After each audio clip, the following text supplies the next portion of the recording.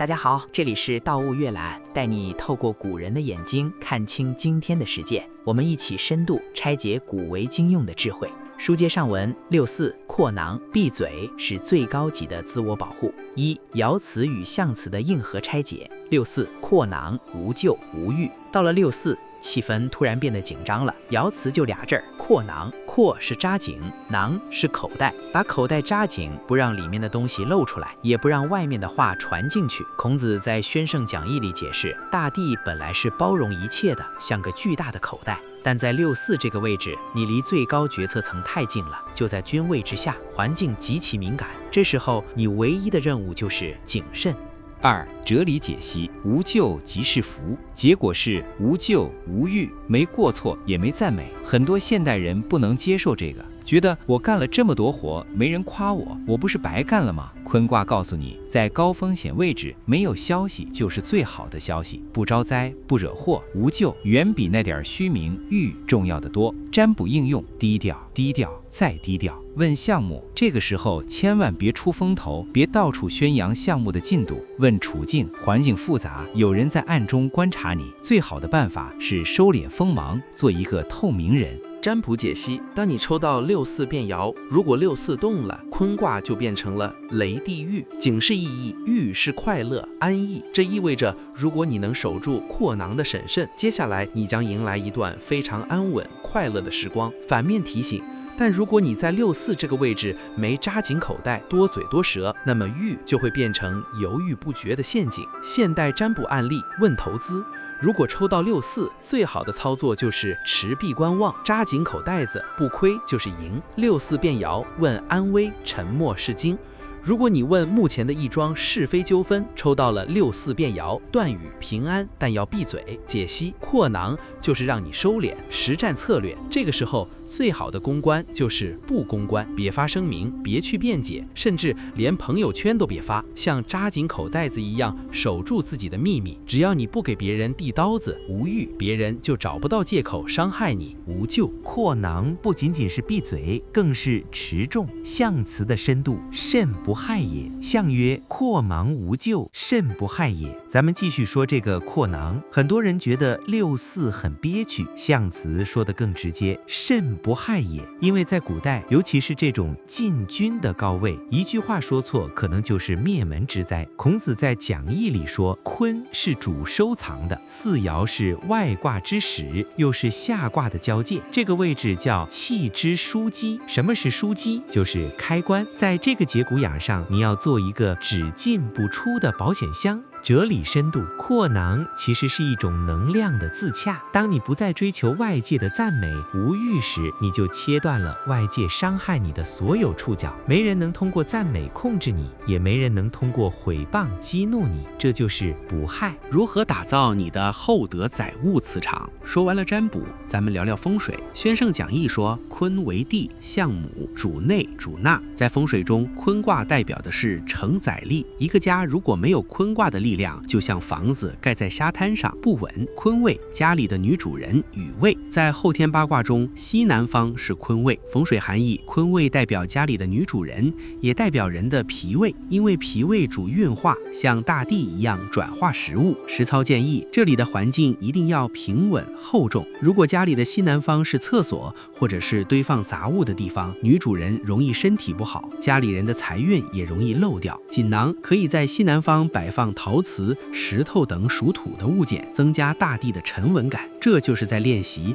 厚德载物。扩囊的风水应用：明堂与靠山。坤卦讲究包容，在风水格局里，靠山后方就是坤的后。如果你座位的背后是空荡荡的玻璃窗，那就没有坤卦的承载，你会觉得坐不住，心慌。明堂前方要像囊一样的扩。如果你家门前正对着一条笔直的路冲煞，那就不是扩囊，而是破囊。启示：好的风水环境要让人感觉到被包裹和保护，这种安全感就是坤卦给我们的滋养。三爻四爻的秘密，为什么这里才是人的本体？三四为人为本体，二五为内外主位。讲了这么多爻，大家有没有发现一个规律？孔子在《宗儒附注》里揭开了一个易经大秘密。虽然卦有6个爻，但真正属于人事范畴的，主要是中间的2、3、4、5这4爻。初爻埋在地下，普通人够不着；上爻飞在天上，已经脱离了群众。2爻、5爻，这是老板和主管的位置，有自主权，叫主位。3爻、4爻，重点来了，这就是你我的位置，臣仆之位。六四扩囊不仅仅是闭嘴，更是宇宙级的保险箱。六四祸囊无咎无欲，象曰：祸囊无咎，甚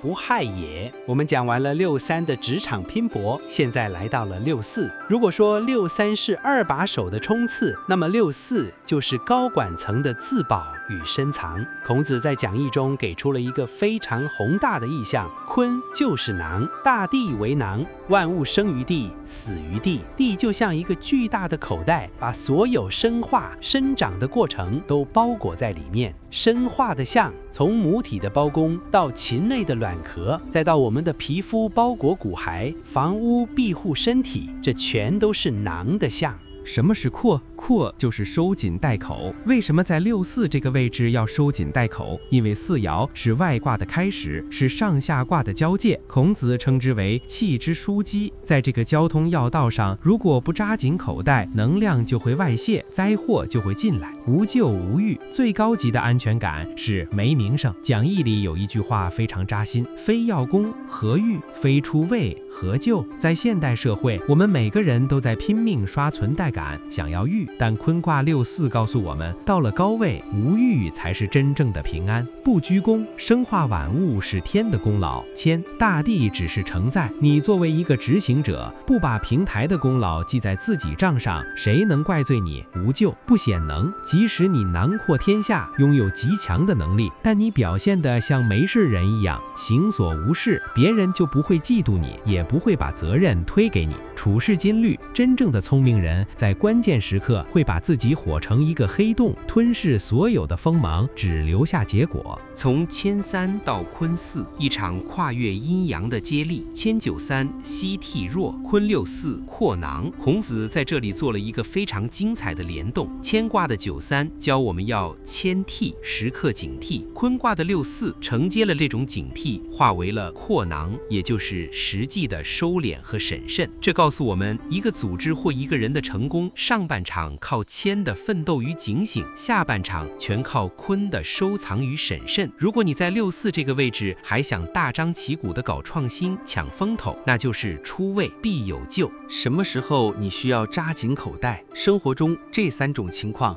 你一定要想起扩囊。面临经济周期下行时，扎紧钱袋子，不乱投资，不显摆财富，这叫收藏之时。无欲无酒就是最大的赢。身处核心决策层时，扎紧嘴巴，你知道的秘密越多，风险就越大。像囊一样，载物不移不泄，你才是老板最信任的人。家庭矛盾风暴中，扎紧情绪，不去争论谁对谁错，不任酒欲，像大地一样承载一切。等风暴过去，你依然是那个稳固的基石。孔子最后定调，六四的扩囊其实就是安争自处，含章一行。这不仅是地道，更是人道。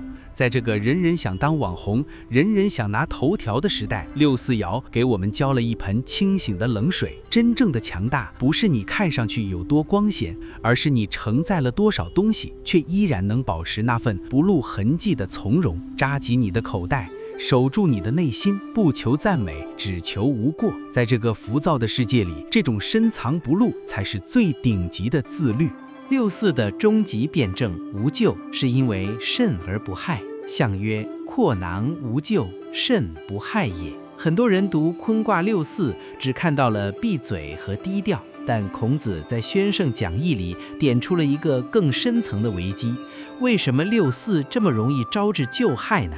因为六四这个位置太特殊了，它正处于承谦的之地，手握重权，财富丰厚，代天行事，常人的陷阱，往往觉得自己功劳大、能力强，于是忘了品骂的真，忘了自己辅佐者的身份。结果这一忘，就会贪天的功，就会知进而不知退。在老板谦看来，你这就是领主，是威胁。所以孔子说无咎，是因为慎而不害。这个不害指的就是不伤害、不冒犯你的主导者。谦。扩囊的时机不在落魄时，而在得意处。讲义里最振聋发聩的一句话是：慎者不在失志之时，而在得意之地。大家记住了，如果你现在事业不顺、穷困潦倒，你不需要扩囊，因为你本来就没什么可显摆的。真正需要扩囊的是这3种人：居高位者，势头正盛，权倾一时，这时要防微；立大功者，勋绩累累，天下皆知，这时要防夷；财厚者，财富积累到了极致，这时要知物之不任，财多伤身。什么是处态持盈？就是当口袋装满的时候，你能不能果断扎紧口袋，不让财宝露出来？这种慎能让你居高而不危，行急而不轻。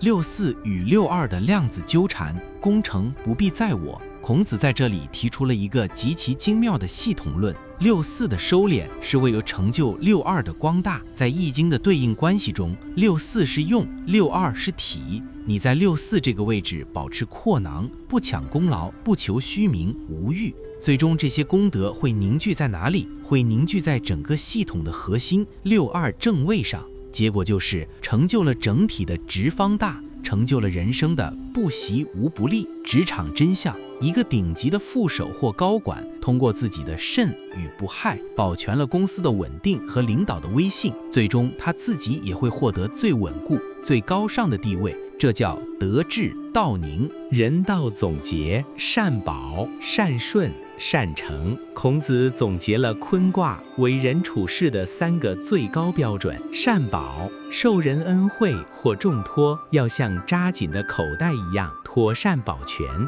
善顺，承接上级的意图，要懂得顺势而行，不走样，不抵触；善成，待人办事要有成全之心，志在把事办成，而不是把名抢到手。这就是扩囊的真意，它不是消极的躲避，而是一种大智如玉的担当。我们身处一个鼓励自我表现、崇尚谦俭不息的时代，但这讲义告诉我们，只有懂得坤顺的人，才能载得住谦俭带来的果实。如果你是一颗种子，请感谢大地的深埋；如果你是一条长河，请感谢河床的约束；如果你是一个奋斗者，请感谢那些让你学会扩囊与含章的魔力。记住孔子的话：由坤归谦，体用双全。做人当如大地的厚重，做事当如口袋的严密。当你不再为虚名所累，当你学会了在沉默中深耕，你的人生才真正开始了光大无疆的征程。地势坤，君子以厚德载物。我是大悟阅览，感谢你的聆听，我们下期坤卦65上6爻部分黄裳元吉与龙战于野，不见不散。